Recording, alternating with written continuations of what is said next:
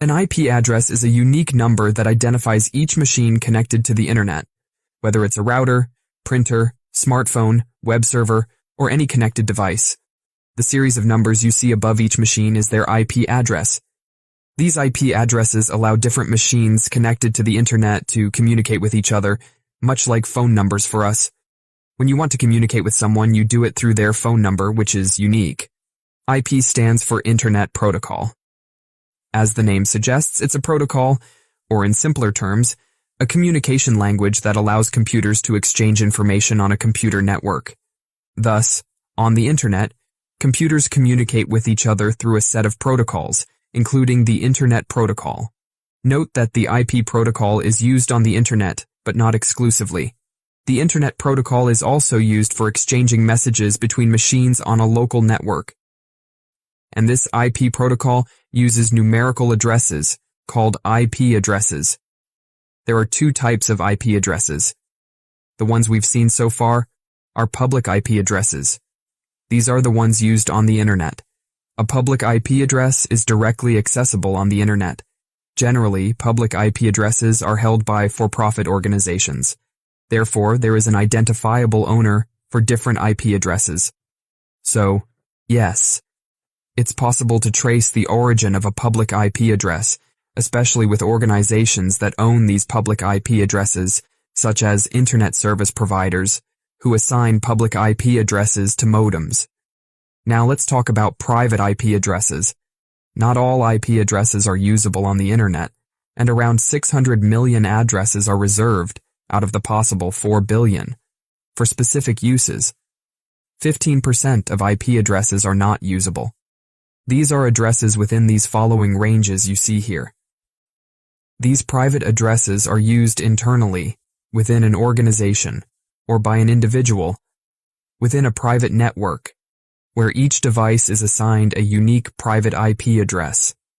Private IP addresses allow devices connected to the same network to communicate with each other without connecting to the internet. These are non-routable addresses on the internet that anyone can use for their business or home. Next, there's this other unique range of IP addresses. These are routable IP addresses on the internet, but are used as private addresses for internal use by internet service providers for large-scale NATs. NAT stands for Network Address Translation, which involves translating IP addresses into other IP addresses. I won't go into details here as I have a dedicated video on this topic. In any case, these are reserved private IP addresses. But how does it work in practice? At home, in your private network, your personal devices each have a private IP address that isn't disclosed when you connect to the internet. On the other hand, your modem has a private IP address on your local network side and a public IP address on the internet side. In other words, it's this public IP address that allows your modem, and thus your various connected devices, to access the internet. Your modem, acting as a router, handles the proper transmission of data from one network to another, your private network to the internet and vice versa. However, from the internet, only one IP address for your devices will be visible. How does this work in real life?